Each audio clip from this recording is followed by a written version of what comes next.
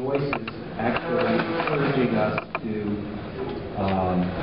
Joyce is actually encouraging us to. So each of the four groups is spokesperson to come up and stand where I'm standing and do your report out so she can capture this.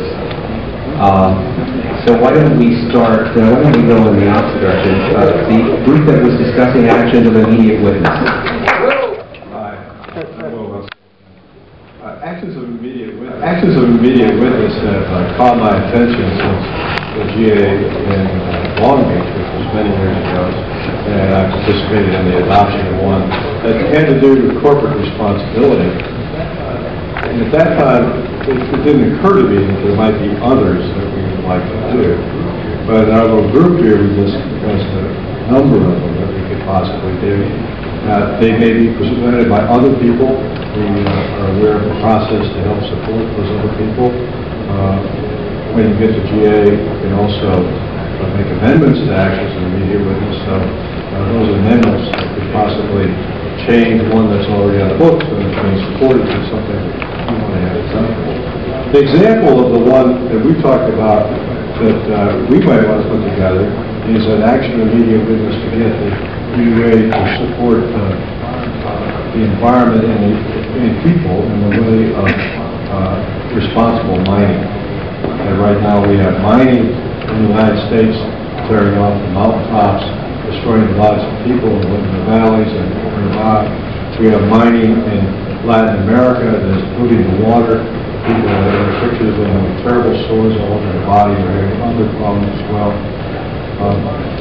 Those problems, there was an example of one in Honduras that's been shut down, and the shutdown mine is still creating a problem of pollution of the water. So we had a seminar here at this church, maybe 6 to 8 months ago, where we had several experts in it that covered the area of mining, and from these experts, these were NGOs from Washington, D.C. In general, the mining companies are not good actors, wherever it may be, anywhere in the world. So we had issues in the United States, we had issues in Latin America, we started getting into Africa and other places too. A challenge for our group, if we want to put together an AIW, would be to focus on that. Another challenge on AIWs, which I brought into the discussion, is that they appear to me to be most likely accepted by the delegates if there are workshops, symposiums going on that explain what the issue is. And right now, today, we've passed by several months the time in which the UA cuts off the assignment of workshop slots. So, does that mean we should not put an AIW forward? I say, to the contrary, we should put it forward, and if it doesn't pass, which it likely won't without workshops, because we can tie in the existing workshops, we use it as a springboard for next year, and we create some workshops. Awesome.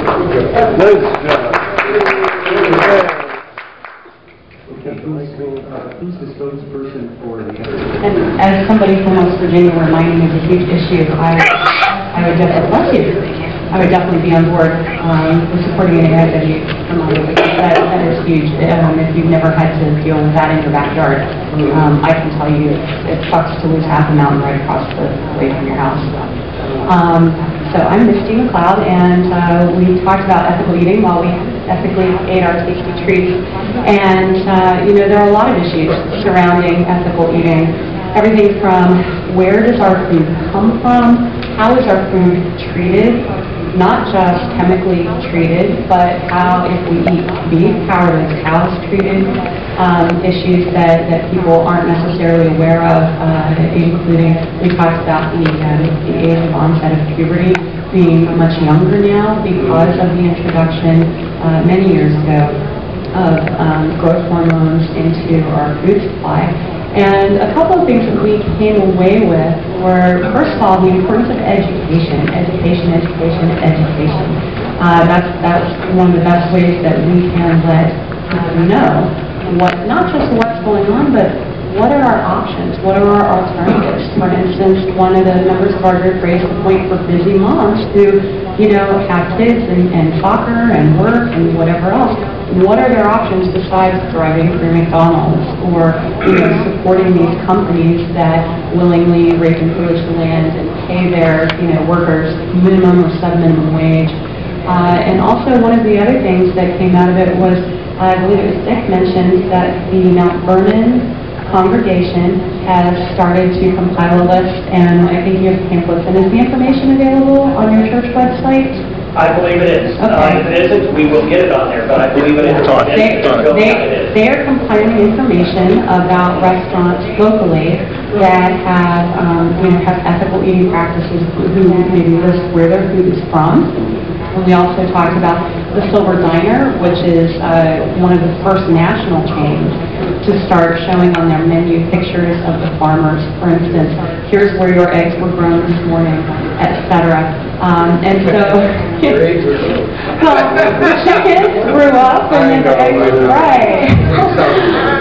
But the other thing too to think about as we reason for the issue on ethical eating is how do we vote with our dollar? And if money is power in this country, where's our money going? Is it going to companies that provide us healthy food that's been treated well, that's chemical and pesticide free, that's not processed to within an inch of its life? Or is our money going to support organizations that don't really care about our health and nutrition and only care about their bottom line? And so I would encourage everybody, if ethical eating wasn't something on your radar, maybe put it on your radar. Check out the movie Food Inc. I think you can Netflix it now. You know, check out the Oversize Me movie about McDonald's and really start learning about where our food's coming from and what this issue is, because it's huge for any of us who have kids or whose kids have kids. And as we end up with less farmable land, even just here in the United States, let alone around the world. So that's what we can do. Thank you. This group of questions, is it your sense that you will vote to approve the current draft before you? Oh, I will, as a delegate for my congregation, absolutely. That's something you want to think about, is especially, and as I said, if you have reservations or concerns, or maybe there's some great concept or practice left out of this, again, go to the meeting assembly, because that's the only place where anything can really get changed before it goes to the vote. So it sounds like from what I'm hearing is there's a good chance that this one's going to pass this year and not be deferred a year or so. Okay. Let's have the group on board restructuring. I'm Pete Bondo. We talked about board restructuring. We also talked about a couple other things, but I'll give you the rundown. I think this group was comfortable with the proposal to change the board. A couple of reasons, I think, from the conversation: efficiency in policy governance from a smaller board, the ability to form the board because of shorter terms and being able to respond to diversity issues because of that, and the potential for better accountability, partly because of shorter terms, of the nominating committee and the General Assembly of the board works for us. The other thing we talked about at some length was the Article 15 change, which was precipitated in 2009 by the discussion on purposes and principles, and I think the group was comfortable with that too. Everybody wanted to discuss a change in the bylaw before one votes on it, kind of thing, which is the problem that we had in 2009. Was the bylaw said you couldn't do that, and some people were unhappy about that. Questions? Thank you. How we get connected better. And, well, first off, also on the mining, I'm from the anthracite region of Pennsylvania, so, yeah, I'm with you on that one. It's really cruddy to have your water polluted. Is that fracking?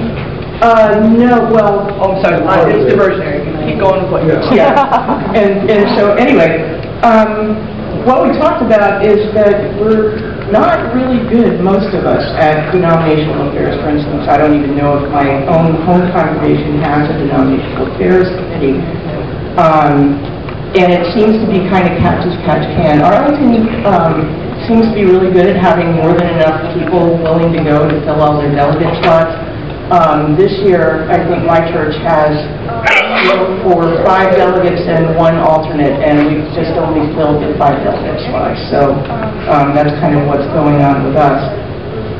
Another thing a couple of us had in common was that there's a member or two who always wonders why. Why do we have to pay $75 per member to the UUA and corresponding district dues? What do we get for that? And so we're not really good at communicating that back.